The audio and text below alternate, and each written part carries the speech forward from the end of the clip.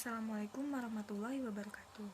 Di sini saya dan rekan-rekan saya dari kelompok 1 akan menjelaskan persamaan dasar akuntansi, unsur-unsur dan bentuk-bentuk persamaan dasar akuntansi, serta contohnya. Nah, kenapa sih kita perlu belajar persamaan dasar akuntansi? Simak video selanjutnya yang akan dilanjutkan oleh Aditya Bayu. Kenapa sih kita harus belajar persamaan dasar akuntansi? Karena persamaan dasar akuntansi merupakan dasar untuk melangkah ke dalam siklus akuntansi. Jadi sebelum nanti kita membuat jurnal, membuat laporan keuangan, kita harus tahu dulu dan harus paham dulu tentang persamaan dasar akuntansi. Persamaan dasar akuntansi ini menggambarkan pengaruh transaksi keuangan terhadap posisi keuangan perusahaan yang meliputi harta atau aset dengan sumber dananya. Jadi harta atau aset perusahaan ini harus jelas berasal dari mana sumber dananya. Kegiatan perusahaan yang berkaitan dengan masalah uang perlu dicatat, baik transaksi internal maupun transaksi eksternal, karena kondisi keuangan perusahaan mempengaruhi perkembangan perusahaan ke depannya. Unsur-unsur persamaan dasar akuntansi ada 3, yaitu yang pertama aktiva. Aktiva itu sama dengan aset atau harta. Jika kalian mendengar istilah tersebut, itu artinya sama, yaitu kekayaan yang dimiliki oleh perusahaan. Pada video kali ini kita akan memakai istilah aset. Aset itu dibagi menjadi 2, yaitu aset lancar dan aset tetap. Aset lancar terdiri dari kas, piutang, dan perlengkapan dan lain sebagainya. Sedangkan aset tetap terdiri dari berwujud dan tidak berwujud. Kemudian selanjutnya adalah liabilitas. Liabilitas ini juga disebut utang atau kewajiban. Ada utang jangka pendek dan ada utang jangka panjang. Kemudian unsur yang ketiga adalah ekuitas atau modal pemilik. Selain utang, sumber kekayaan adalah modal pemilik.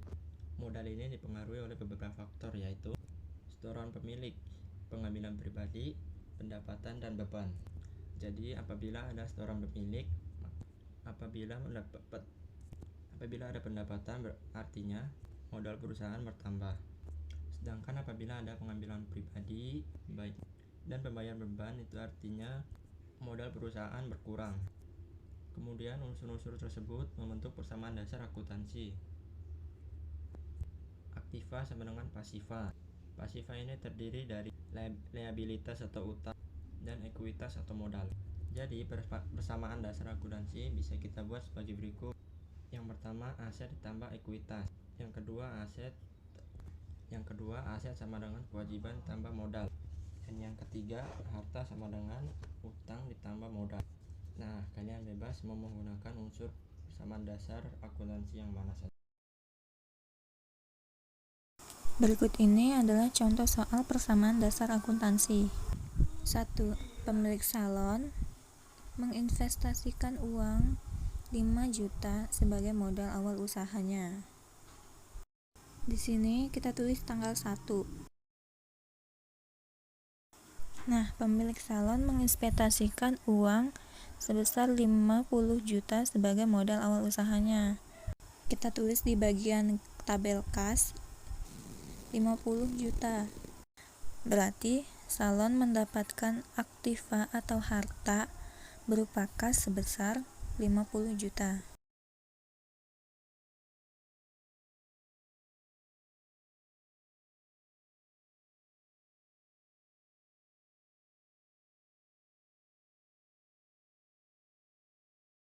Lalu di keterangannya kita tulis sebagai modal awal.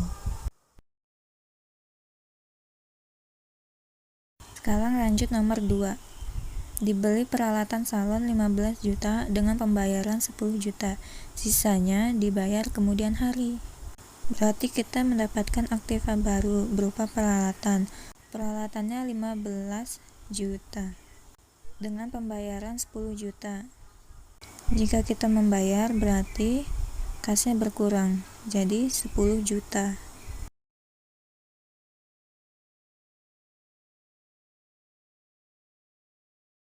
Dan sisanya dibayar di kemudian hari. Jadi ceritanya kita beli peralatan harga 15 juta, baru membayar 10 juta, sisanya bayarnya di kemudian hari.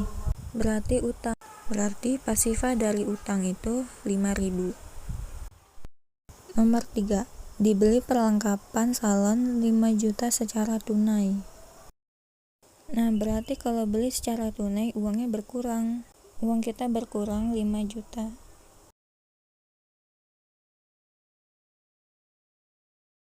Di sini kita tulis perlengkapannya senilai 5 juta.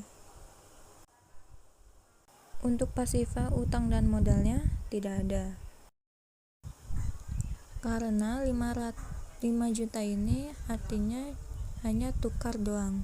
Kita kehilangan 5 juta, tapi kita dapat 5 juta berupa perlengkapan.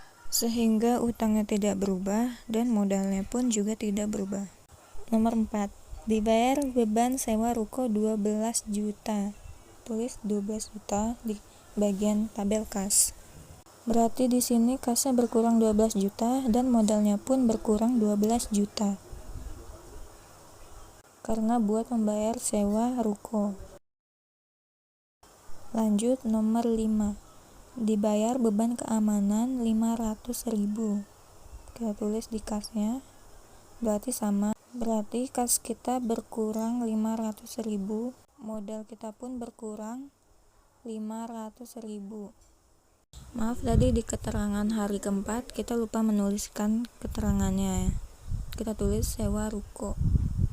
Pokoknya kalau ada transaksi modal, kita harus menuliskan keterangannya. Di sini keterangan tanggal 5 kita tuliskan beban keamanan. Lanjut nomor 6. Diterima pendapatan salon sebanyak 1 juta.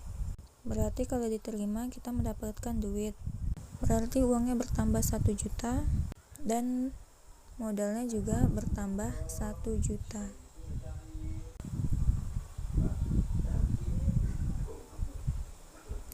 Di sini kita tulis keterangannya pendapatan salon.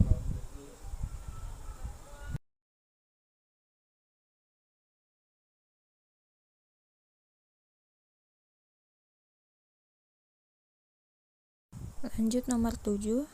Dibayar gaji karyawan 2 juta. Kalau dibayar berarti mengeluarkan kas. Berarti kita mengeluarkan duit sebanyak 2 juta. Dan modalnya juga berkurang sebanyak 2 juta. Di keterangannya kita tulis beban gaji. Nomor 8.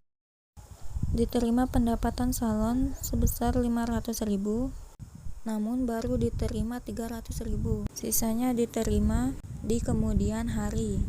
Terima pendapatan salon 500.000. Harusnya kita mendapatkan uang 500.000, namun baru diterima 300.000. Sisanya diterima di kemudian hari. Nah, berarti kita cuman mendapatkan uang sebesar 300.000. Kita tulis di tabel kas 300.000. Kita cuma mendapatkan uang 300.000, namun sisanya diterima di kemudian hari. Jadi kita mempunyai piutang dengan seseorang. Kalau orang berhutang dengan kita, itu namanya piutang. Berarti kita mempunyai piutang sebanyak 200.000. Berarti totalnya berapa nih? 500.000. Berarti modalnya juga bertambah menjadi 500.000. Dan di keterangannya kita tulis pendapatan salon. Terakhir nomor 9. Pemilik salon mengambil uang salon untuk keperluan pribadi sebanyak 200.000. Berarti kasnya berkurang 200.000. Lalu modalnya juga berkurang 200.000. Nah, di keterangannya kita tulis pengambilan pribadi, atau bisa disebut juga sebagai prive. Sekian pembahasan materi dari kelompok 1, kurang lebihnya mohon maaf. Wassalamualaikum warahmatullahi wabarakatuh.